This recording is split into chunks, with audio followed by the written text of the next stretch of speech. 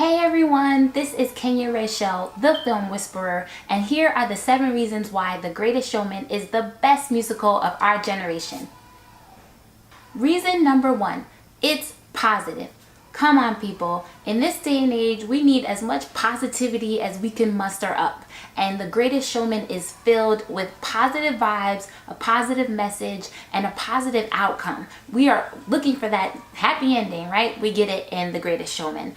And that doesn't mean that there aren't some complications in the mix, but at the end of the day, positivity wins out. Come on. Think about it. The same subconscious reason why we love Marvel movies over DC films is basically the positivity around the way the entire franchise is made. Marvel movies, you can go in, you get a good laugh, there's a brightness, there's not so much darkness and dark theme. Even after Infinity War, the reason why it was so sad is because there usually is so much levity in those films. You are watching something so purely positive that you have to leave the theater or you have to leave your living room feeling all giddy and happy and mushy inside. Wonder Woman was such a success because she was the brightest thing in the DC universe. Hopefully Aquaman will do the same. He'll give us some laughs. He'll give us some good storyline. Keep it positive, people. Reason number 2, the cast, the crew, the everything. This crew was so well picked. It's like they were meant to be. Think about the cast. We got Hugh Jackman, aka Wolverine gone entrepreneur, Zac Efron before the dreads, Zendaya singing up a storm on a trapeze, Michelle Williams, aka Dawson's Creek all grown up, Rebecca Ferguson, Mission Impossible gone opera, even though she didn't sing, scene stealer Keala Settle. Oh my goodness, this girl had like 11 lines but somehow still stole the show. About to be in Aquaman, the villain, we have Yahya Abdul-Mateen II. It's a long name, but he's worth watching, people. He was the brother, Zendaya's brother, in the film. So you're going to see him in a lot more in Aquaman. I'm excited. Woo. But the cast not only had all of those key principal people, but they had mad people from So You Think You Can Dance. And that show was the bomb, pushing out the best dancers America has to offer. And then, of course, all of the awesome people and crew that made the film what it is. Think about it. Director Gracie, this was his first feature directorial debut, and the film is awesome. The multiplier, awesome. The box office, awesome. The soundtrack, awesome. And he's leading the way. So anyone who can lead this kind of film from pretty much humble beginnings to this massive successful film is worth watching. I'm not going to get into the cinematography. I'm not going to get into the sound mixing and the editing and the choreography, but just know, people, it's all awesome. Go see the film. Reason number 3, it's family friendly with those hidden adult moments that make the adults laugh and make the children just giggle because they don't really know what just happened. One of my favorite scenes in this film is after Hugh Jackman and Michelle Williams finish twirling around to A Million Dreams, and she twirl around and end up pregnant. I was like, oh snap, that's all it takes, a dance and a song. And then the kids were like, what is that big bump in her belly? Where did that come from?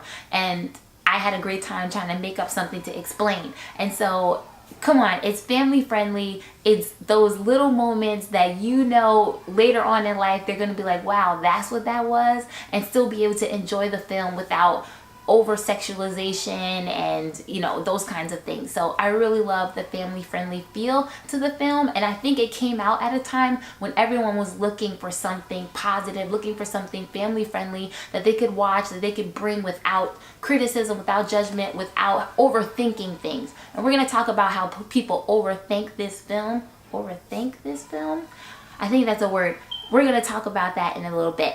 Number 4, the dancing. Oh my goodness, the dancing was so awesome. The dancing was hip hop, it was jazz, it was ballet, it was West African, it was Broadway. So many genres mixed into this one film, and they somehow made it all fit into the historical time frame and still make it pop and energize and make you want to get up and dance. I am a dancer myself, so I really loved it. But if you are not a dancer, if you're like one of those Zumba people who don't know what you're doing, but you could go like this, That's what you can do to this film and have a great time doing it. Jump up, dance along, grab the kids, and really have a great time watching this movie, even if it's just for the dancing. Reason number 5, Benj Pasek and Justin Paul. These two phenomenal songwriters can do no wrong. We already saw what they could produce in La La Land, but I think that they took it up 10 notches for The Greatest Showman. The music is on target with the film. The music is pop, it's energized. The music is fun and flirty, and you know, it speaks to so many different levels of our human experience. I mean, take This Is Me, that phenomenal song which should have won the Oscar, sorry Coco.